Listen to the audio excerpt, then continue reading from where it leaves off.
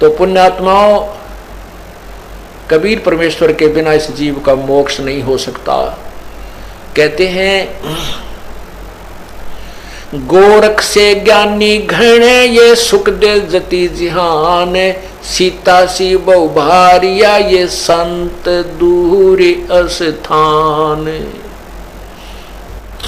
गुरु बिन काहु न पाया ज्ञाना, जो थोथा वो छड़े किसाना। गुरु बिन वेद पढ़े जो प्राणी, समझे न सार रहे अज्ञानी। अब पूर्ण गुरु, अब सतगुरु क्यों कहना पड़ा? नहीं तो गुरु ही काफी होता है। सतगुरु इसलिए कहना पड़ा परमात्मा ने क्योंकि यहां झूठे गुरुओं की कमी नहीं। काल तक की साधना बताने वाले गुरु बहुत हैं और काल से भी भ्रमित ज्ञान बताने वाले गुरु बहुत हैं, लेकिन सतगुरु इसलिए कहना पड़ा जो इन सब के ज्ञान को फेल करे और शास्त्र अनुकूल साधना पर दृढ़ करे, वो सतगुरु कहलाता है। जब ये प्राणी प्रेरित होकर के परमात्मा प्राप्ति के लिए चल पड़ता है, इसको जैसा भी कोई संत मिल जाता है, स्वयं ज्ञान ना होने से ये उसी प्रकार साधना पर दृढ़ हो जाता है। एक सोभरी नामक ऋषि थे, सोभरी, और वो परमात्मा की तरफ में संत के पास गए। उस संत ने जैसी उसको तपस्या साधना बताई, वो दृढ़ होकर लग गए। उन्होंने कहते हैं कि जल में खड़ा होकर के तपस्या की। बाल ब्रह्मचारी था, शादी भी नहीं कराई थी, और एक दरिया में जाकर के वहां तपस्या की बहुत दिनों तक, 10-12 वर्ष तक। वो वहां फिर क्या देखने लगा, कुछ दिन के बाद एक मगरमच्छ था और उस मगरमच्छ की काफी संतान थी।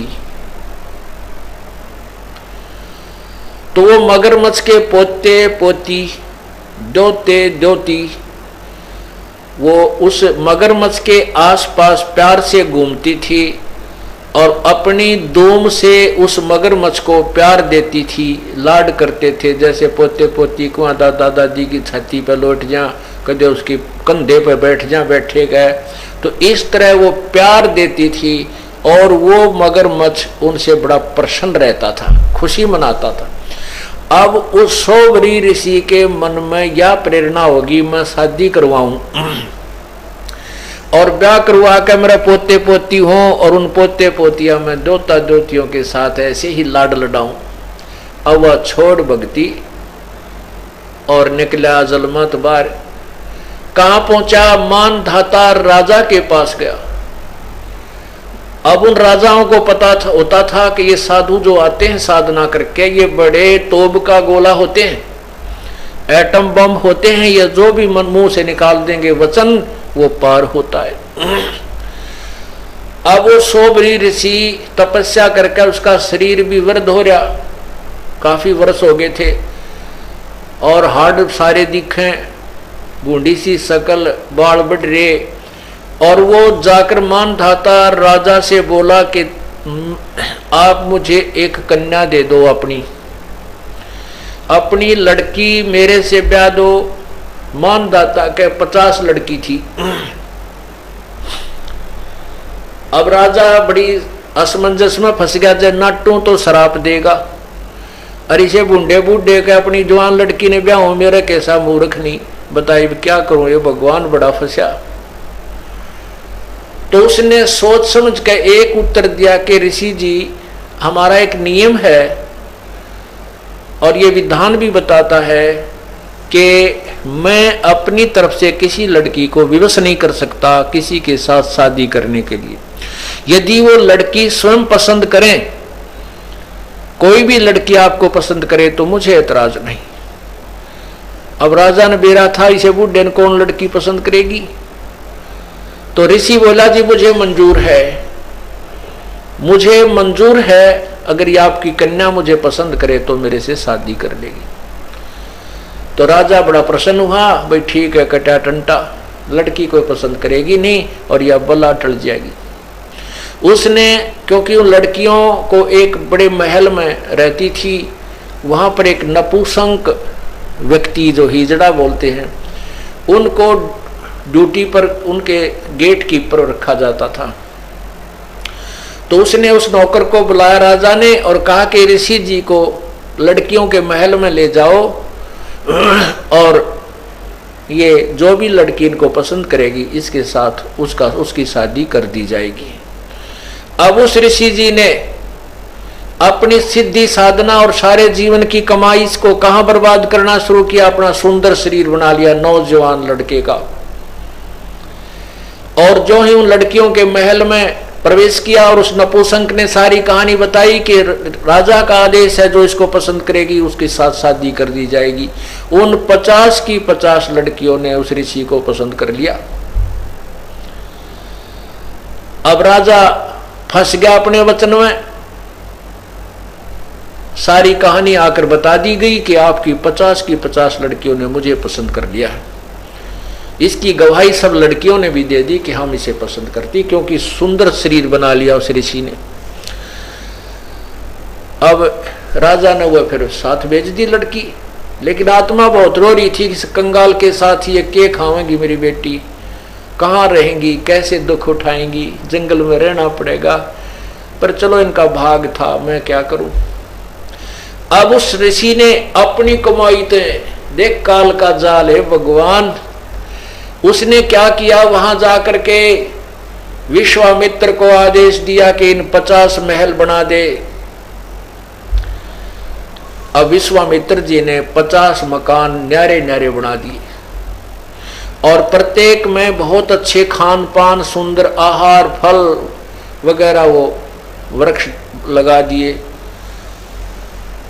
एक दिन मानधाता राजा के मन में ये बात आई कि अभी अपनी कन्याओं को देख करता हूं वो दुखी हैं या सुखी हैं। वो जब वहां पहुंचा अपने उस ऋषि के डेरे में, देखा वहां तो पूरी 50 मकान बने हुए हैं, बड़े सुंदर सुंदर, एक कॉलोनी सी बसी हुई है। वो पहली लड़की के मकान में जब गए तो मानधाता राजा ने पूछा, बेटी तुम कुशल तो हो? कि पिताजी वैसे तो हम कुशल हैं, कोई कमी नहीं, लेकिन माता पिता की याद तो आती ही रहती है और बाकी हमें कोई कष्ट नहीं। एक मुझे कष्ट है कि ये मेरा पति मेरे पास ही रहता है, दूसरी बहनों के पास कभी नहीं जाता। अब वो दूसरी कन्या के पास गया तो उसने भी यही कहा, पिताजी हम बहुत सुखी हैं और मुझे एक बात का दुख है कि मेरा पति मेरे ही पास रहता है, दूसरी बहनों के पास नहीं जाता। ऐसे 50 के महल में जाकर उसने देखा कि 50 की 50, क्योंकि एक सिद्धि वो चोले धारे, एक सिद्धि नीतत विचार है, ये सर्व अपनी ही कमाई से ये ड्रामेबाजी करवा देता है काल। अब उसने इतनी कमाई कर ली थी, सोबरी ऋषि ने 50 तो शरीर धारण कर लिए, 50 की 50 औरतों को भोग रहा है और उधर 51वां अलग से और बैठा है।